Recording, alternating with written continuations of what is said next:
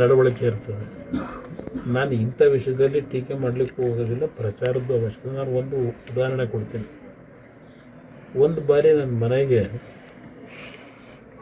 ಗದಗಿಂದ ಒಂದು ಹೆಣ್ಮಗಳು, ಒಂದು ನಾಯಕ ಸಮಾಜಕ್ಕೆ ಸೇರಿದಂಥ ಹೆಣ್ಮಗಳು, ST ಕ್ಯಾಟಗರಿಗೆ ಬಂದು ನನ್ನ ಹತ್ರ 2 ಎಮ್ಮೆಗಳು ನಾನು ಸಾಕಿ ಹಾಲನ್ನು ಮಾರಾಟ ಮಾಡಿ ಜೀವನ ಮಾಡ್ತಿದ್ದೆ. 2 ಎಮ್ಮೆಗಳು ಸತ್ತೋಗಿದೆ, ಜೀವನಕ್ಕೆ ಆಧಾರ ಇಲ್ಲ. ನನಗೇನಾದರೂ ನಾನು ಕಿಡ್ನಿ ಮಾರಾಟ ಮಾಡೋದಕ್ಕೆ ಸಿದ್ಧ ಇದ್ದೀನಿ, ಯಾರಿಗಾದ್ರೂ ನನ್ನ ಕಿಡ್ನಿ ಕೊಡಿಸಿ ನನಗೆ ಸ್ವಲ್ಪ ಆರ್ಥಿಕ ನೆರವು ಕೊಟ್ಟರೆ ನನ್ನ ಕುಟುಂಬ ಸಾಕ್ಲಿಕ್ಕೆ ಅನುಕೂಲ ಆಗುತ್ತೆ ಅಂತೇಳಿ ಒಂದು ಬಾರಿ ಒಂದು ಹೆಣ್ಮಗಳು ಬಂದಂಥದ್ದು. ಇನ್ನೂ ಕೊನೆಗೆ ನಾನು ಸರ್ಕಾರದ ಕಾರ್ಯಕ್ರಮಗಳು ಕೊಡಿಸ್ಬೇಕು ಅಂದ್ರೂ ಇವೆಲ್ಲ ನಾನಾ ರೀತಿಯ ಸಮಸ್ಯೆಗಳು, ಅದೆಲ್ಲ ಒಂದು ಭಾಗ. ನಾನು ತಕ್ಷಣದಲ್ಲಿ 1 ಲಕ್ಷ ರೂಪಾಯಿಗಳನ್ನು ಆ ಹೆಣ್ಣುಮಗಳು ಕೊಟ್ಟು, ಕಿಡ್ನಿ ಮಾರಾಟ ಮಾಡ್ತೀನಿ, ಅವೆಲ್ಲ ಮಾರಬಾರ್ದು, ಮಾತ್ರ ಮಾಡಬಾರ್ದು. ಲಕ್ಷ್ಮೇಶ್ವರ ಶಿರಟ್ಟಿ ತಾಲೂಕು.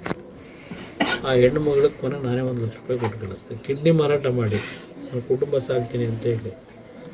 ಇಂಥ ಒಂದು ಪರಿಸ್ಥಿತಿಗಳಿದೆ. ನಾನು 100 ಉದಾಹರಣೆ, 1000 ಉದಾಹರಣೆ ಕೊಡೋದಿಲ್ಲ. ಇಂಥ ಒಂದು ಪರಿಸ್ಥಿತಿಗಳಲ್ಲಿ ಕೆಲವರು ಸಹಾಯ ಮಾಡ್ತಕ್ಕಂಥವರು ಇದ್ದಾರೆ, ನಾನಿಲ್ಲ ಅಂತ ಹೇಳಲ್ಲ ಸಮಾಜದಲ್ಲಿ. ಅದು ಅವ್ರ ಗಮನಕ್ಕೆ ಹೋಗಿರೋದಿಲ್ಲ, ಸಹಾಯ ಮಾಡಬೇಕು ಅಂತ ಅಂತಾರೆ. ಜನಪ್ರತಿನಿಧಿಗಳಲ್ಲಿ ಅವರವ್ರದ್ದೇ ಆದಂಥ ಒಂದು ಸಮಸ್ಯೆಗಳಿರ್ತದೆ. ಅದರಿಂದ ನಾನು ಅವ್ರ ಬಗ್ಗೆನೂ ಟೀಕೆ ಮಾಡೋದು. ನಾವು ಮೊದಲಿಂದಲೂ ಇಂಥ ವಿಷಯಗಳಲ್ಲಿ ಗೈಡ್ಲೈನ್ಸ್ಗಳಲ್ಲಿ ಹಲವಾರು ನ್ಯೂನತೆಗಳಿದ್ದಾವೆ. ಅದರಿಂದ ನಿನಗೆ 2,000 ರೂಪಾಯಿ ಬರ್ತಾಯಿಲ್ಲ ಒಂದು ತಿಂಗಳಿಗೆ, 1,400 ಕಾಲಿಲ್ಲದೆ ಇರೋದಕ್ಕೆ ಬರ್ತಾಯಿಲ್ಲ. ಗೃಹಲಕ್ಷ್ಮಿದು ಮಾಡಿಸಿ ಇವಳು ಬೇರೆ ರೇಷನ್ ಕಾರ್ಡ್ ಇಲ್ಲ, ನಮ್ಮ ಜೊತೆ ಅವ್ರ ತಾಯಿಯವರು ಬರೋದು ಅದರಿಂದ ಬರ್ತಾ ಇಲ್ಲ. ಬರೀ ಇದು ಹ್ಯಾಂಡಿಕ್ಯಾಪ್ಡ್ ಇದಕ್ಕೆ ಬರ್ತಿದೆ, ಡಿಸೇಬಲ್ಡ್ ಅವ್ರಿಗೆ ಬರುತ್ತಾ?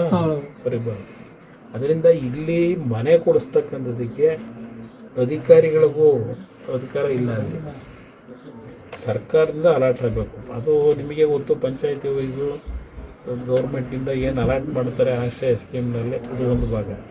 ಬಟ್ ಈಗಿನ ಒಂದು ಆರ್ಥಿಕ ಪರಿಸ್ಥಿತಿಯಲ್ಲಿ ಕಳೆದ ಹಲವಾರು ವರ್ಷಗಳಿಂದ ಇದು ಸೈಟ್ ಕೊಡೋದಾಗಲಿ ಮನೆ ಕೊಡೋದಾಗಲಿ ಆಗಿಲ್ಲ. ಅದರಿಂದ ಜಿಲ್ಲಾಧಿಕಾರಿಗಳು ಇವತ್ತು ಅವ್ರಿಗೂ ಮಾಡಬೇಕು ಅನ್ನೋದಿದ್ರು ಸರ್ಕಾರದ ಸಮಸ್ಯೆಗಳಿರೋದ್ರಿಂದ ಕೇಂದ್ರ ಸರ್ಕಾರ ನಿಮ್ಮ ಗಮನಕ್ಕೆ ಬರಬೇಕಾಗಿ ಬಂತು. ರಾಜ್ಯ ಸರ್ಕಾರದಲ್ಲಿ ಏನೋ ಇವರಿಗೆ ಸಹಾಯ ಮಾಡೋಕ್ಕೆ ಯಾಕೆ ಮುಂದೆ ಬರಲಿಲ್ಲ ಅಂತ ಅದನ್ನು ಹೇಳಿದ್ರು.